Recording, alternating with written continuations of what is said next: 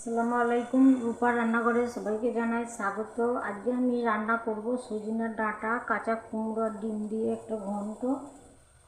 প্রথমে আমি একটা হাঁড়ি বসিয়ে দিয়েছি। এখানে আমি একটা বড় পেঁয়াজকে বেটে নিয়েছি, সঙ্গে দিয়েছি কাঁচা লঙ্কা। আপনারা শুকনো লঙ্কাতেও করতে পারেন। প্রথমে আমি পেঁয়াজ বাটা আর কাঁচা লঙ্কাটা দিয়ে দিচ্ছি আদা রসুন আমি একসঙ্গে বেটে নিয়েছি। দিয়ে দিচ্ছি কাঁচা জিরে ধনের গুঁড়ো, দিয়ে দিচ্ছি স্বাদ মতো লবণ, দিয়ে দিচ্ছি পরিমাণ মতো হলুদ, দিয়ে দিচ্ছি জল।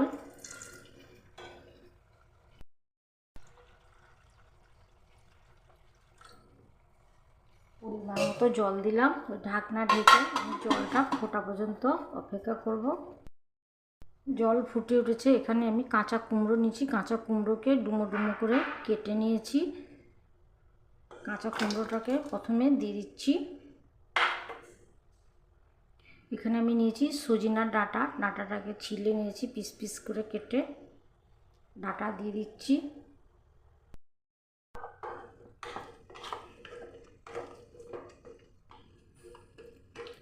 ভালো করে নেড়ে নিয়ে ঢাকনা দিয়ে ঢেকে আমি সেদ্ধ করে নেব। একবার করে ঢাকনা খুলে এভাবে নেড়ে দেবো।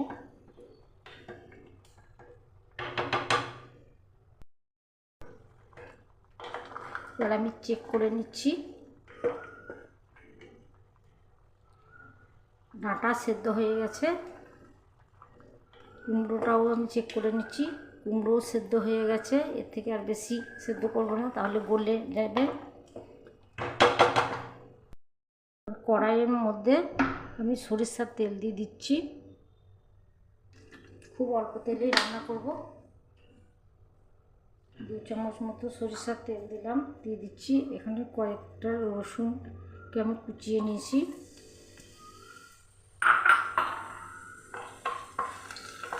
রসুন লাল করে ভেজে নেব। রসুনের কালার চলে এসছে।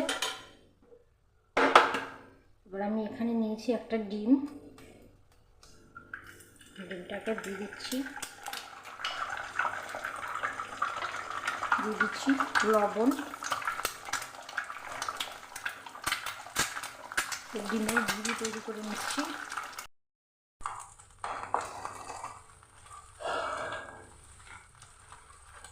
আমার ডিম ভাজা হয়ে গেছে।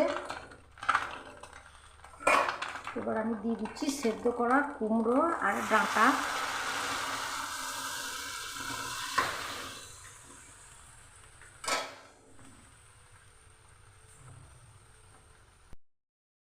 আর কিছুক্ষণ নেড়ে আমি জাল করে নিচ্ছি।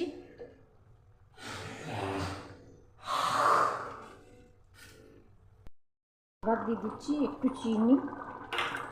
কুমড়ো একটু মিষ্টি দিতে হবে, একটু মিষ্টি মিষ্টি হবে রান্নাটা।